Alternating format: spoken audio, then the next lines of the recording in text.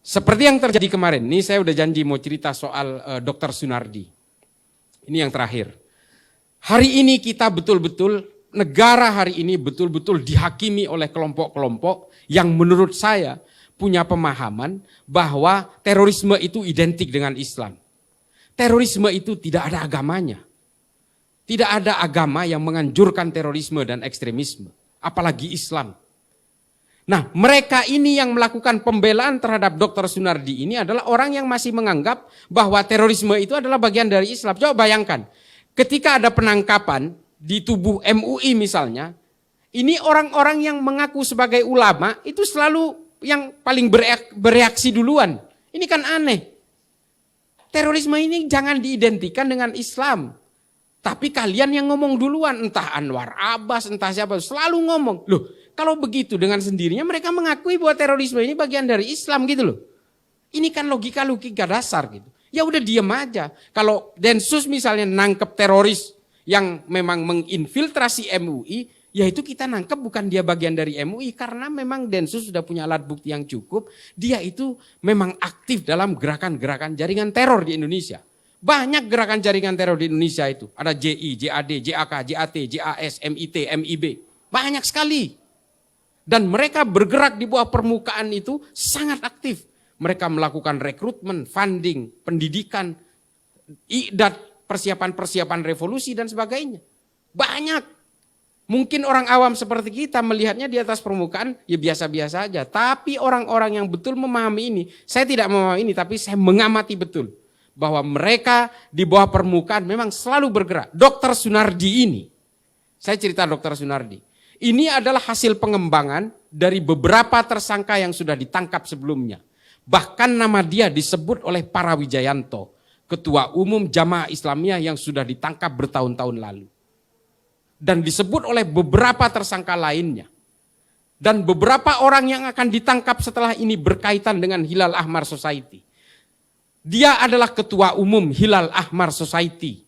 Tahu nggak Hilal Ahmar Society? Ini organisasi yang sudah dilarang oleh PBB, dilarang oleh Uni Eropa, dan beberapa negara seperti Trinidad Tobago, negara-negara di Amerika Selatan. Ini semua terjadi. Dan semua udah dilarang. Mengapa baru ditangkap sekarang padahal keterlibatannya sejak tahun 2015?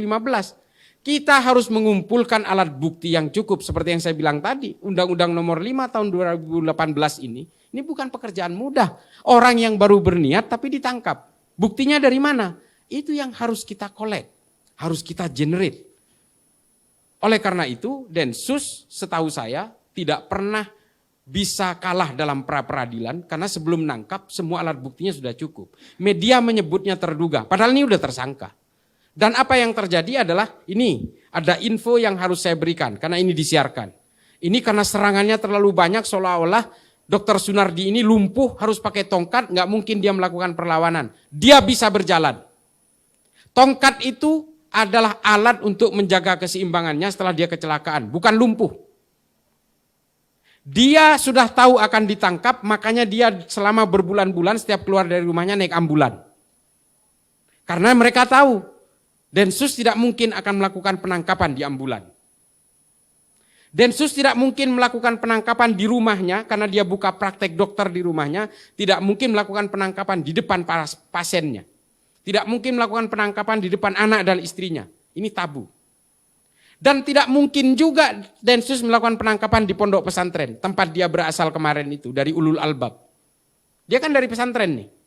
Kenapa nggak ditangkap di pesantren?